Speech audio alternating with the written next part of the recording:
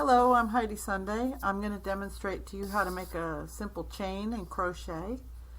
We start with a slip knot where you turn a loop and reach through the loop and pull out a loop. It just makes a little knot. You can also do it on the table like so, and then fold this loop over the long part of the yarn and pull a loop and pull it tight. Hang that on your hook. So we want to take the long part of the yarn and wrap it around your left index finger a couple of times. If you're left-handed, you wrap the yarn around your right index finger. Maybe I'll demonstrate that in another video. Left-handed crochet. So this is the starting position for crochet. The yarn is coming from the top of my left index finger. I use 2 wraps. Some people do more. Some people wind it around their fingers. I find that this is the best way for me to have the yarn flowing while I'm working. You never want to pull the loops tight. That's really going to make things harder for you to pull if you pull things tight.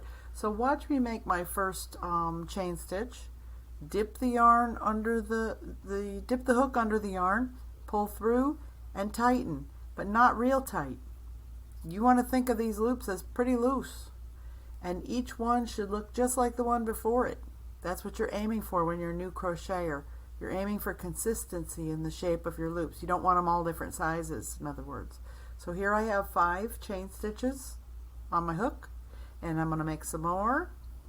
And for our class, we're going to use 21 to start, so I need quite a few, and I kind of creep up closer to the hook as soon as I get a long string of chains. I'm going to look at them and see if they're looking consistent. I think they are. They all look alike, right? Looks like I have about 10 here. When I get 21, I'll make the first row of single crochet. So that's how you make a chain in crochet. Let me rip that out and do one more time for demonstration for you. Turn the loop and reach through and pull out a loop. Very simple to make a slip knot. That's the beginning of any crochet project. And by the way, we also start our knitting that way. Now, hold the yarn in kind of a V formation with your hand, where your thumb and middle fingers holding onto that little tail, and you've got a double wrap on your left index finger. This is how to start.